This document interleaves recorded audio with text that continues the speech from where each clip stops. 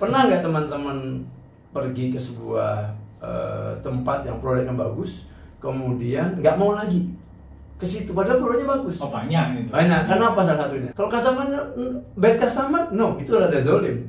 Kita buang rada zolim. Gitu kan? Tapi kok begitu customernya baik, pembayarannya baik, kita kasih barang dia bayar baik, dia on time, itu namanya good customer.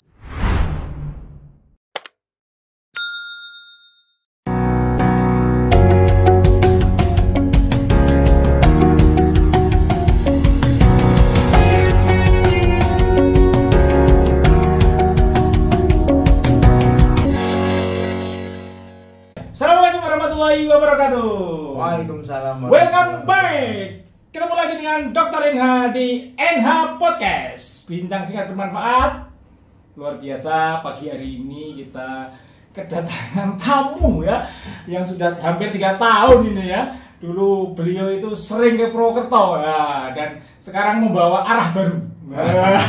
Membawa oleh-oleh baru. Nah, Assalamualaikum, Waalaikumsalam warahmatullahi wabarakatuh. Salam komando. Salam komando. Masya Allah. Oke, welcome di Kota Ngapak, Wadi. Oh, Kota Ngapak, kota yang paling ramah. Masya Allah, yang kesekian kalinya ini Iya, ya. iya. Jadi kita akan sharing lagi. Siap. Untuk Insya Allah untuk entrepreneurship Oke, gitu ya. siap. Jadi memang era saat ini itu era bagaimana kita menciptakan para wirausahawan muda. Setuju. Ya, Pak De, ya? Setuju. Dan ini Pak Ade ini ahlinya ini ya, dan alhamdulillah ini sudah berhasil gitu ya buat sebuah bukan startup lagi nih ya, karena sudah menggurita ini ya. Belum.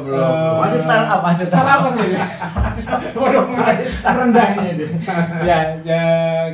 Mungkin Pak Ade ini salah satu mungkin wirausaha di bidang kesehatan Ya. Kita Ya. di orientasi kita bisa di orientasi kesehatan. Ya, mungkin nyapa untuk para pemirsa NH Podcast dulu deh. Oke, assalamualaikum warahmatullahi wabarakatuh. Perkenalkan saya Muhammad Ridwan. Qadarullah Allah izinkan saya membangun sebuah bisnis yang berkaitan dengan kesehatan di bawah bendera PT Nuwasifa Medika Sejahtera atau callingnya NUFA. Ya. NUFA atau Nuwasifa Medika Sejahtera. NUFA itu induknya. Kedepannya akan 3 ada anakan lagi namanya NufaPet, yaitu sama dengan Nufa, cuman dia akan orientasinya ke ke animal, ke hewan-hewan peliharaan gitu. Kemudian ada Viani ini khusus karena saya memotivasi anak-anak saya itu saya doktrin, berhentilah menjadi pekerja, tapi mulailah membuat lowongan pekerjaan untuk orang lain. Jadi dia dari awal anak-anak saya sudah orientasinya berbisnis. Harus berbisnis, karena berbisnis sulit karena orang bisnis itu biasanya nggak boleh flexing, uangnya nggak boleh boros gitu. Jadi mengatur manajemen keuangannya itu harus luar biasa. Nah, yang keempat itu nanti buat saya pensiun, padahal sudah pensiun sih. Jadi ada Filanbu itu sebenarnya perusahaan awal saya punya ide berusaha itu dari Filanbu. Artinya Vivi lan Ibu. Itu waktu anak saya masih 1. Dulu cake and catering dulu. Sekarang bisnisnya di madu, kolagen, susu etawa, dan serbuk-serbuk minuman kesehatan. Itu nanti di bawah Filanbu. Seperti itu komentar. Ini luar biasa nih. Ini baru 4 yang keluar nih. Memang 4 aja. Jadi 4 perusahaan, 4 filosofi. Ada 4 filosofi. Gitu. Saya punya filosofi 4 G to 4 places. G-nya itu good. Ya, jadi good pada 4 hal. Places. Ya, place. Atau pertama, ke apapun kita jual harus bagus produk. Betul. Setuju ya, Pak ya? Oh, setuju banget. Ya. Karena orang akan sukses kalau produknya unik dan bagus. Betul. Kalau nggak bagus sekali cicip, dia udah nggak mana lagi mau. Ya, gitu kan? Biar masuk ke relung hati. Ya. Yang kedua, pernah nggak teman-teman pergi ke sebuah tempat yang produknya bagus, kemudian nggak mau lagi ke situ padahal produknya bagus? Oh, banyak itu. Banyak. Karena apa salah satunya? Ya karena udah mindsetnya nggak enak. Nah, yang nggak enak bikin nggak enak apa? Ya ya itu tadi, ya produknya bagus loh pada. Oh, produknya bagus. Ya, rasanya mungkin sekarang begitu kita ke sana kok nggak mau lagi. Nyamannya. Nah, kenyamanan itu biasanya ditentukan oleh personal. Makanya yang kedua adalah good personal. Nggak boleh orang-orang lupa itu nggak banyak senyumnya, nggak boleh tinggi hatinya, nggak boleh kemaki, nggak boleh gitu. Karena apa? Itu nanti membuat pelanggan jadi males berhubungan kami. Udah kami bagus nih, tapi kok orangnya nggak bagus, personalnya kok. Cara menyajikan, cara misalkan cara melayani customer ya nggak paham. Kok kayaknya wajahnya masa, kemudian nggak terus gitu. Itu untuk semua produknya, semua usaha ya kalau saya semua gitu. Usaha, tapi filosofi itu kan harus mengakar di di karyawannya Nuva, termasuk saya. Gitu. Sama juga, kadang-kadang kita sudah punya produk bagus, punya personal bagus, tapi ketika kita mau transaksi ribet banget Om. Wah, syaratnya banyak, tenek bengek nggak ngaruhan, orang malas.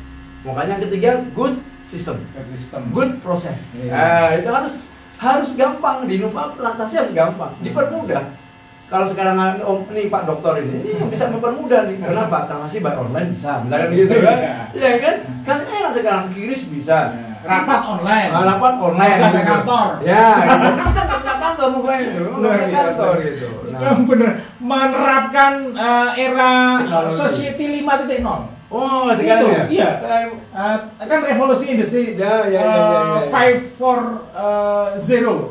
Tapi masyarakatnya itu masyarakat 5.0. 5.0. Ya, ini salah satunya menerapkan kantor usaha tanpa kantor, tanpa fisik. Betul. Itu ya, jadi yang ketiga deh. Itu ketiga udah ketiga. Sistem, proses. Nah, tapi bisnis, teman-teman, tidak hanya pabrikasi atau produsennya tidak. Betul. Dia punya customer. Ada namanya customer adalah raja. Ya, ada yang bilang customer adalah raja. Tapi itu tidak berlaku, teman-teman, kalau rajanya zalim. Ya. Makanya yang keempat adalah good customer. Jadi pabrikan atau penjual ya atau badan usaha yang dia punya produsen itu tidak boleh tidak milih customer. Harus milih customer. Customernya yang bagus. Kalau customernya bad customer, no, itu raja zalim. Kita buang raja zalim. Gitu kan. Tapi kalau begitu customernya baik, pembayarannya baik, kita kasih barang dia bayar baik, dia on time, itu namanya good customer. Itu raja yang bijaksana. Itu yang harus kita muliakan. Kita kasih hadiah gitu loh, Om. Jadi 4G to 4 proses ini bukan filosofi asal-asalan, tidak. Karena perjalanan saya selama menjadi marketing ternyata menemui hal seperti itu. Masya Allah, luar biasa. Iya. Ini ilmu-ilmu daging gitu ya. Luar biasa. Kurang dikit lah itu karena itu langsung. dan terkait dengan mau membuat sesuatu usaha kan perlu riset pasar itu. Oh iya, betul. Ya. Harus riset. Iya. Harus riset. Artinya riset pasar tadi berhubungan linear dengan good customer tadi. Iya. Customer yang baik. Iya. Raja yang baik. Kalau raja ya betul. Iya. Kalau riset pasar kita raja yang baik, yang dia adil, dia mengasih informasi mengenai potensial marketnya. Iya. Misalkan survei, feedback itu bagus ya nih, bagus banget produkmu, jangan kayak gini dong. Yes, betul. Jangan ditolak kritik. Betul. Iya, kadang ada merasa udah, ini produk saya itu udah internasional, jadi ada mungkin salah satu customer yang mengkritik, dia menolak, itu kan nggak baik. Saya punya banyak customer yang seperti itu, Pak. Jadi beliau itu tidak cuma pakai produk Nuva, tapi mengkritisi. Nah, itu justru luar biasa itu. Iya, itulah. Itu yang baik. Obat gitu misalnya. Itu yang baik. Untuk lebih perform lagi gitu ya. Berdasarkan pengalamannya, beliau praktisi, pengalaman, kemudian ngasih feedback. Ini loh kayak begini. Itu biasanya malah kita kasih bonus.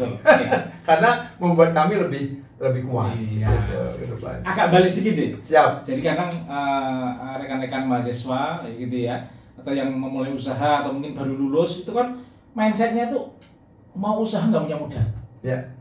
Gimana itu buat Pak? Nah itu yang kebetulan saya suka teman-teman pemirsa NH. Saya beberapa kali membawa berbicara untuk seminar. Oleh kawan-kawan praktisi saya diajak untuk memberikan sebagai narasumber. Satu yang saya ingatkan, tidak ada bisnis tanpa modal. Nothing business without cash flow. No, tidak pernah bisa kita berbisnis tanpa modal. Artinya kalau kita mau berbisnis harus mau saving money dulu. Perjuangannya berat itu untuk saving money. Nggak boleh flexing, kita pengen motor kita jelek gitu kan. Kemudian mau beli baru kita ngutang, nggak bakal jadi pengusaha. Pengusaha itu ya sudah, motor ini dipakai sampai dia punya saving uang, kemudian cari dia bagaimana dia bikin produk. Salah satunya yang kita tawarkan para UMKM adalah maklon. Nah, itu maklon. Jadi, ya artinya untuk membuat maklon itu kan butuh perjuangan. Betul. Jadi kadang orang usaha modal dengkul, nggak ada modal dengkul. Dibohongin itu, Iya, karena yang ngomong itu dulu udah sukses. Yang modal dengkul bisa, dia reseller. Itu modal dengkul.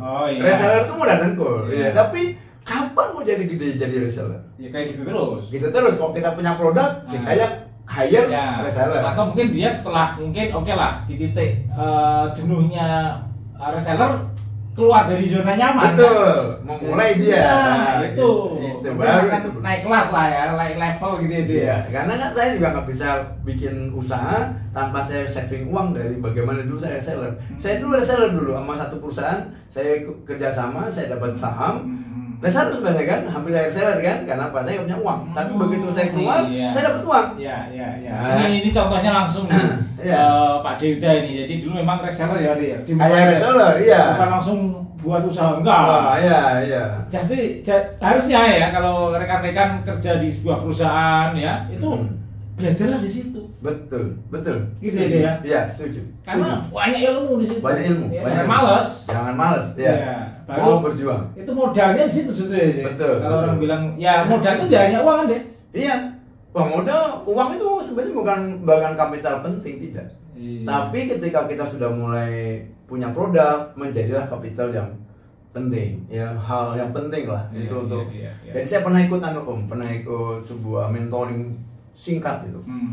Itu dibilang tadi nothing business without cash flow. Nothing business without cash flow. Nggak ada yang bicara bisnis atau nggak cash flow. Sampai kalau Anda punya rumah, jual rumahnya untuk bisnis. Jangan punya rumah kalau mau bisnis. Edan kan? Serius. Nggak boleh punya rumah. Nah, ngutang jangan juga. Kalau ngutang itu enggak.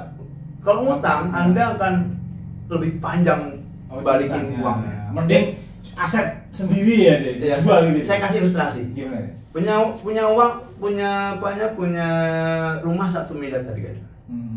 Kemudian Anda punya bisnis sudah kelihatan jalannya, ya. Kelihatan jalannya nih.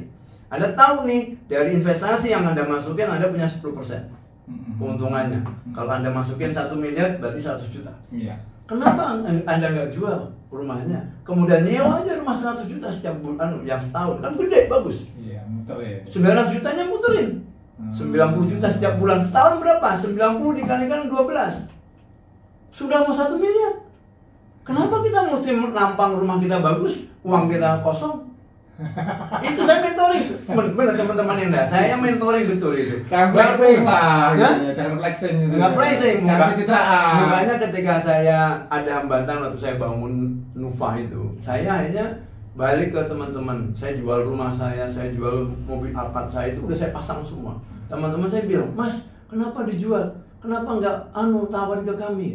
Tawarin saham." Saya bilang sama anak istri saya, "Gimana nih? Mau milih sendiri atau milih orang lain?" Akhirnya balik ya, udahlah kita sama-sama aja. Sekarang 9 orang menanam saham di Nuva dengan nilai 2 miliar. Saya tadi cerita sama Om Enha. 2 miliar tanam di kami. Modal kami 2,1, orang lain 2 miliar, 4,1 miliar kita membangun Nuva. Tapi akhirnya Alphard saya nggak saya jual, rumah saya nggak saya jual. Cuman bisnisnya dibagi. Bisnisnya dibagi ya. Harus diputar gitu. Iya, 50, tapi masih 50% buat kami kan, 51 lah, 50, sekian dari keuntungan. Hanya saja cash flow-nya jadi bagus. Iya. Karyawan bisa nambah. Jadi kalau 1 kali collab saya masih bisa jual rumah, masih bisa jual mobil saya gitu. Ini cara cerdas nih ya. Berpikir kerja keras, cerdas. Iya.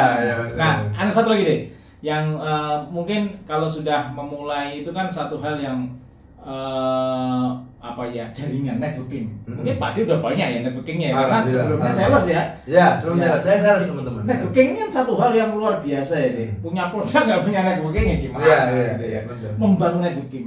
Ya. Gimana deh? Ya. Jadi ada dua yang kita harus bangun dalam usaha. External networking dan internal networking. Internal networking kita tidak bisa tidak bangun. Teman-teman mau berusaha tidak mungkin sendiri. Maka cari networking yang Anda percaya, trusting di situ. Didik orang itu supaya dia bisa kita delegasikan. Karena dalam ilmu manajemen tidak ada tanpa pendelegasian. Kita nggak bisa kerja sendiri. Makanya delegasikan orang. Itu pertama adalah internal networking. External networkingnya, kita sebagai pelaku bisnis harus benar-benar bisa dipercaya oleh customer. Datangi satu persatu kalau perlu. Saya kemarin ke Aceh, hanya ketuk pintu satu persatu. Senang saya datang Sampai Aceh udah. Sampai Aceh naik mobil teman-teman, naik mobil. Semudah saya, ya. Iya, semudah saya sampai Aceh. Alhamdulillah, senang. Jadi kenapa? Karena satu, mereka ngelihat saya owner bisnis. A sampai Z bisnis ini saya tahu, produk tahu. Hanya mereka merasa dekat dengan kita, Pak Omena. Jadi sampai sekarang ini rata-rata yang membuat teman-teman customer itu mau ke Nuva karena kenal dengan saya. Selain dari manajemen dari Nuva, kenal gitu. Jadi mereka nggak ada masalah. Misalkan chatting sama saya nggak masalah. Jadi apa?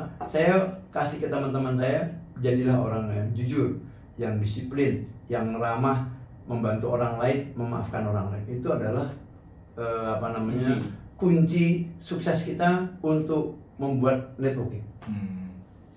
Luar biasa ini. Jadi memang belajar bisnis itu memang ya dijalani. Jalani. Lakukanlah salah, minta maaf. Iya, betul. Satu lagi deh, sering kalau SDM itu kan untuk bekerja di sebuah tim gitu ya. Untuk memulai itu kan ada yang namanya knowledge gitu ya, yang harus dibangun dulu ya. Betul. Mungkin Pak D sering bilang apa? KSA. Mungkin ini terakhir deh. Ya, itu kompetensi. Menarik ini deh. Ya, kompetensi itu kalau dalam ilmu pelatihan ya, training, kebetulan saya dulu trainer 4 tahun. Itu yang dimulai cuma KSA, knowledge, skill, attitude. Nah, yang knowledge, skill itu mudah teman-teman. Mudah banget. Ya karena belajar produknya ya. Ya kelihatan karena kalau dalam manajemen itu ada Pak yang namanya fenomena iceberg. Fenomena gunung es. Itu hanya sepertiga yang di atas. Itu yang namanya knowledge skill. Knowledge skill itu di atas itu pasti gampang itu. Orang nggak tahu knowledge suruh belajar, nggak tahu skillnya kurang, kita ke lapangan ya, kita bantu dia bagaimana how to say-nya ya, how to action-nya gitu, jadi tahu dia. Tapi ketika dia attitude, nah itu dia berat attitude. Karena attitude sendiri sebenarnya itu dia punya masa secara psikologinya ya. Anak saya psikologi itu kebetulan saya belajar banyak sama anak saya banyak. Itu adalah yang namanya social environmental. Pengaruhnya, dampaknya luar biasa. Dan social environmental yang terkuat itu ada di mana? Di orang tua. Jadi jangan salah kalau orang itu nggak bisa bisnis karena orang tuanya dari awal sudah tidak ngajarin bisnis. Itu dia. Nggak pernah boleh pergi kemana-mana, nggak pernah bergaul kemana-mana. Hanya dia jadi orang introvert sejati yang tidak bisa bergaul kemana-mana. Introvert ini, saya introvert tapi nggak sejati. Nah, saya sering baca buku, tapi saya bisa bergaul. Karena dulu saya dikasih kebebasan sama orang tua saya, silakan mau main kemana, mau siapa boleh. Tapi satu, kata bapak saya masih ingat, kamu mau main sama siapa saja boleh. Yang jelas, perhatikan diri kamu dengan kawan kamu. Kamu dipengaruhi atau mempengaruhi. Kalau kawan kamu baik, kamu boleh dipengaruhi. Tapi kalau kawan kamu jelek, kamu harus mempengaruhi. Kalau kamu dipengaruhi, pergi kamu dari sini. Wah, itu udah luar biasa itu. Karena bapak saya tahu saya introvert, bapak saya psikolog. Jadi sekarang sama anak saya tuh begitu ya. Jadi saya dikasih tahu sama anak saya mengenai bagaimana kok bapak punya temannya banyak. Karena kalau saya welcome saja sama siapa, welcome. Cuma saya jaga, gitu loh. Saya jaga ketika, oh ini social environment-nya bahasa saya bagaimana nih, gitu kan? Karena bisnis itu tetap ada pengaruh besar dari social environment. Lingkungan tadi ya. Lingkungan, makanya tadi kita waktu sepeda bilang, anak saya tidak saya didik untuk menjadi pekerja. Tapi kamu kapan? Kamu berapa berapa kuat kemauan kamu untuk membuka lapangan pekerjaan. Mindsetnya sudah dibentuk dari social environmental, internal social environmental. Karena kita masuk sosial loh. Orang tua itu social environmental, lingkungan sosial. Maka mohon maaf nih, bukan saya ustaz, kata Rasulullah. Seseorang, agama seseorang tergantung agama teman dekatnya. Siapa teman dekatnya? Orang tua.